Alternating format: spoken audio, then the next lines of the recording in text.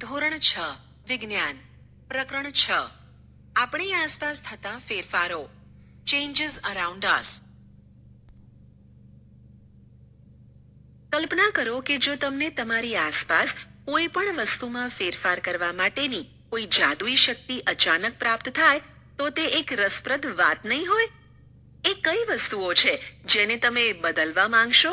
વાસ્તવમાં આપણી પાસે કોઈ જાદુઈ શક્તિ નથી, છતાં પણ આપણી આજુબાજુ આવેલ કેટલીક વસ્તુઓને બદલી શકીએ છીએ.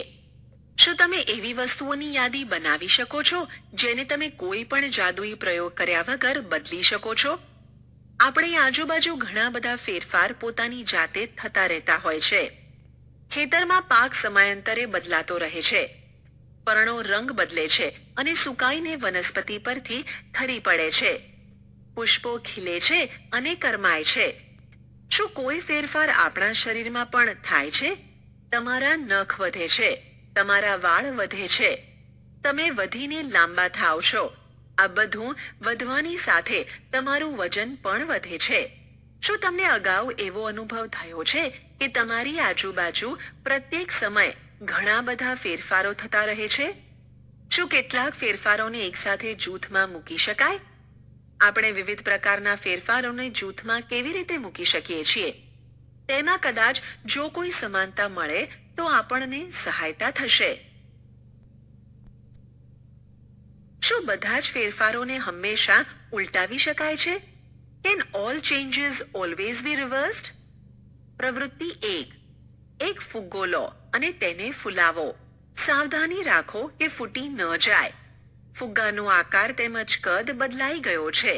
હવે તેમાંથી હવા કાઢી નાખો. પ્રવૃત્તિ 2. એક કાગળનો ટુકડો લો અને તેને આકૃતિ 6.2 માં દર્શાવ્યા મુજબ વાળો. તેનાથી તમારા કાગળનો ટુકડો રમકડાના વિમાનમાં પરિવર્તિત થઈ જશે. તમને કેટલાક સમય સુધી તેને હવામાં ઉડાડવામાં મજા આવશે. જો તમે થાકી જાઓ તો કાગળને સીધો કરી નાખો.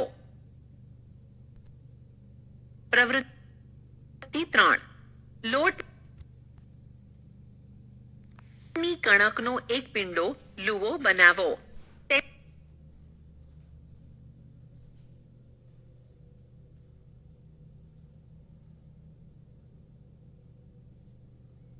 તેનાથી રોટલી બનાવવાનો પ્રયત્ન કરો. જો તમે તેના આકારથી ખુશ ન થાવ તો તે રોટલીને ફરીથી પિંડામાં પરિવર્તિત કરવા માંગશો. હવે તમે પ્રવૃત્તિ 1, 2 અને 3 માં જે 3 ફેરફારો જોયા તેના વિશે વિચારો. તેમાં સમાનતા કઈ છે? શું એ સંભવ છે કે ફુગ્ગો તેના પૂર્વ આકાર અને કદમાં પુનઃ આવી જશે? શું કાગળનું કદ વિમાન બનાવતા પહેલા અને પછી સમાન રહે છે? શું ગુંદેલા લોટમાંથી ફરી પિંડો બનાવવો સંભવ છે? તમે શું તારણ કાઢ્યું? શું આ ત્રણેય પ્રવૃત્તિઓમાં એ સંભવ છે કે જે પદાર્થો દ્વારા પ્રવૃત્તિની શરૂઆત કરવામાં આવી હતી તે પદાર્થોને પુનઃ પ્રાપ્ત કરી શકાય છે? જો હા, તો તેનો અર્થ એ છે કે જે ફેરફારો આ પ્રવૃત્તિઓમાં થઈ રહ્યા છે તેને પુનઃ પૂર્વ સ્થિતિમાં લાવી શકાય છે. ચાલો આ જ પ્રવૃત્તિઓને અલગ રીતથી કરીએ. પ્રવૃત્તિ 4. એ જ ફુગ્ગો લો જેનો ઉપયોગ પ્રવૃત્તિ 1 માં કર્યો હતો.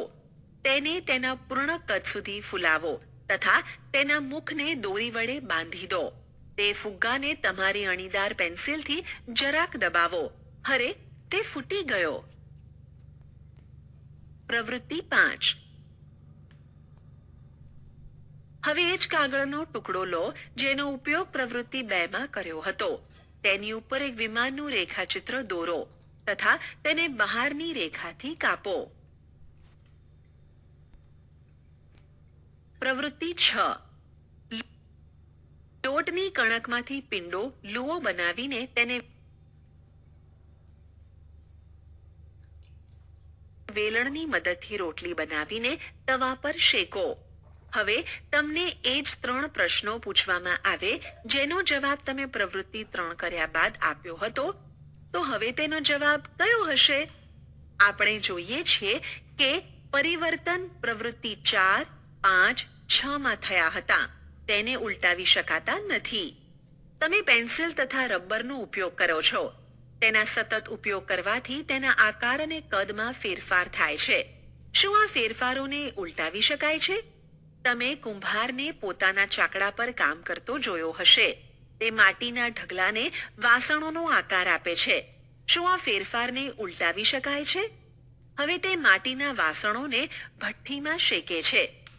તો શું હવે આ ફેરફારોને ઉલટાવી શકાય છે? ફેરફારોને ઉલટાવી શકાય છે કે નહીં તે પણ તેના જૂથ બનાવવા માટેનો એક રસ્તો છે.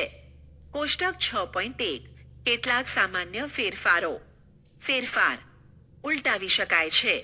કાચા ઈંડામાંથી બાફેલ ઈંડું, હા કે ના.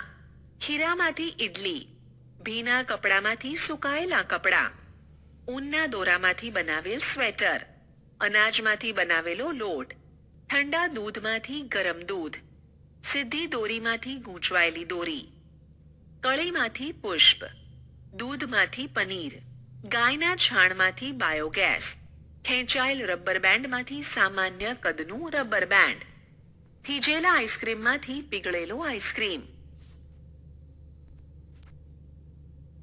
6.2 શું ફેરફાર કરવા માટેની અન્ય કોઈ રીત હોઈ શકે છે? Could there be other ways to bring the change? આપણે સૌએ માટી ખોદવાવાળા ઓજાર જોયા હશે. શું તમે આ ઓજારોમાં જોયું છે કે લોખંડના ફલકને કેવી રીતે લાકડાના હાથામાં ફિટ કરવામાં આવે છે? આ ઓજારોમાં લોખંડના ફલકમાં એક વલય રિંગ હોય છે, જેમાં લાકડાનો હાથો ફિટ કરવામાં આવે છે. સામાન્ય રીતે આ વલયનો વ્યાસ લાકડાના હાથાના ઘેરાવા કરતા સહેજ નાનો હોય છે. હાથાને વલયમાં ફિટ કરવા માટે વલયને ગરમ કરવામાં આવે છે, જેનાથી તેનું કદ મોટું થઈ જાય છે, ફેલાઈ જાય છે. હવે સરળતાથી હાથો તેમાં ફિટ કરી દેવામાં આવે છે. જ્યારે વલય ઠંડુ થાય છે ત્યારે તે સંકોચાઈ જાય છે, જેનાથી તે હાથામાં ફિટ થઈ જાય છે. આવા જ પ્રકારના ફેરફારોનો ઉપયોગ બળદગાડાના લાકડાના પૈડા પર લોખંડની વાટ ફિટ કરવા માટે પણ કરવામાં આવે છે, જેવું કે આકૃતિ 6.7 બતાવવામાં આવેલ છે. ધાતુની વાટને લાકડાના પૈડાના ઘેરાવાથી સહેજ નાની બનાવવામાં આવે છે. ગરમ કરવાથી વાટ પૈડા પર ફિટ થઈ જાય છે. જ્યારે આપણે પાણીને વાસણમાં ગરમ કરીએ છીએ ત્યારે થોડા સમય બાદ તે ઉકળવાનું શરૂ થઈ જાય છે. જો આપણે તેને સતત ગરમ કરીએ તો વાસણમાં પાણીની માત્રા ઘટવાની શરૂ થઈ જાય છે. પાણી વરાળમાં રૂપાંતરિત થઈ રહ્યું છે. પ્રકરણ 5ની પ્રવૃત્તિ 7માં તમે જોયું કે પાણીની વરાળને ઠંડી કરતા તે પ્રવાહી પાણીમાં પરિવર્તિત થાય છે. આપણે સૌએ બરફને ઓગળતો જોયો છે. ગરમ કરવાથી બરફ ઓગળે છે. તે શામાં પરિવર્તિત થાય છે? શું તે પાણીને ફરીથી બરફમાં ફેરવી શકીએ છીએ? ચાલો કેટલાક બીજા પરિવર્તનોને જોઈએ.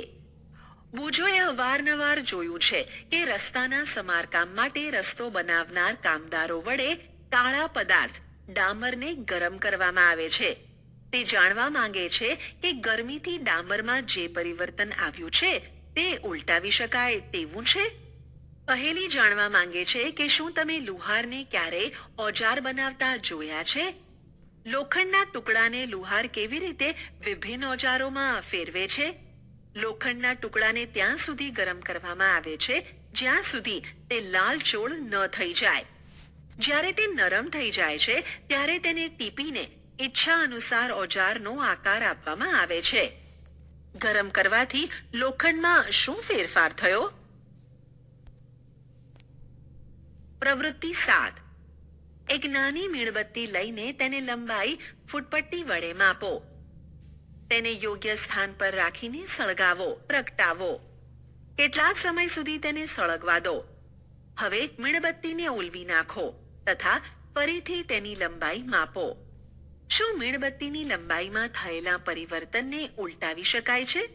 જો આપણે થોડુંક મીણ વાસણમાં લઈને તેને ગરમ કર્યું હોત તો શું આ ફેરફારને ઉલટાવી શકાયો હોત? પ્રવૃત્તિ 7ને મીણબત્તીના સ્થાને અગરબત્તી લઈને પુનરાવર્તિત કરો. તે સંપૂર્ણ સળગી જાય નહીં ત્યાં સુધી રાહ જુઓ. અગરબત્તીમાં શું ફેરફાર જોવા મળ્યો? અગરબત્તી સળગવાથી કોઈક નવા પદાર્થ બને છે. તે રાખ અથવા વાયુ સ્વરૂપે હોય છે. આપણે આ વાયુઓને જોઈ શકતા નથી, પરંતુ તેની સારી સુવાસનો અનુભવ કરી શકીએ છીએ.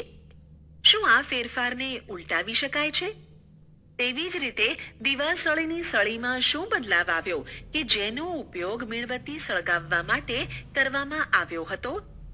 અત્યાર સુધી આપણે કોઈ વસ્તુઓ અથવા તેના પદાર્થમાં થતા ફેરફારો જોયા.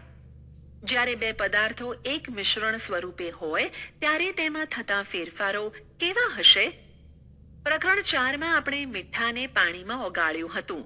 તો તમારા મતાનુસાર પાણી અથવા મીઠામાં કોઈ ફેરફાર થયો હતો? શું આ ફેરફારને ઉલટાવવો શક્ય છે? પ્રકરણ 5ની પ્રવૃત્તિમાં મીઠાના દ્રાવણને ગરમ કરીને મીઠું પ્રાપ્ત કર્યું હતું. આથી આપણે એવું કહી શકીએ કે મીઠાને પાણીમાં ઓગાળવાથી થતા ફેરફારને ઉલટાવી શકાય છે. પહેલીએ પૂછ્યું કે તમે દહીં બનતા જોયું છે? ગરમ દૂધમાં દહીંની થોડીક માત્રા ઉમેરવામાં આવે છે. દૂધને હલાવીને કેટલાક કલાક સુધી હૂંફાળી જગ્યાએ મૂકવામાં આવે છે. કેટલાક કલાકોમાં જ દૂધ દહીંમાં ફેરવાઈ જાય છે. શું આ ફેરફારને ઉલટાવી શકાય છે? આપણે જોયું કે પદાર્થોને ગરમ કરવાથી અથવા તેમાં અન્ય પદાર્થોનું મિશ્રણ ઉમેરવાથી તેમાં ફેરફાર લાવી શકાય છે.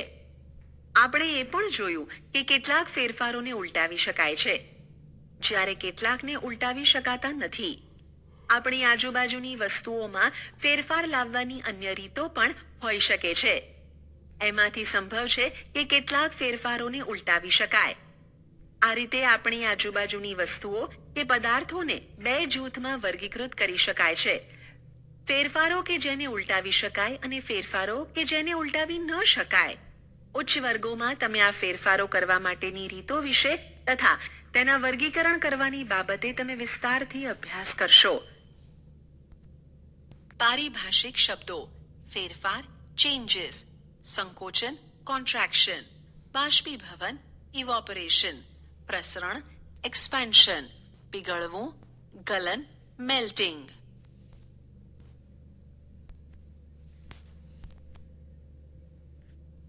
સારાંશ: કેટલાક ફેરફારો ઉલટાવી શકાય છે, કેટલાકને નહીં.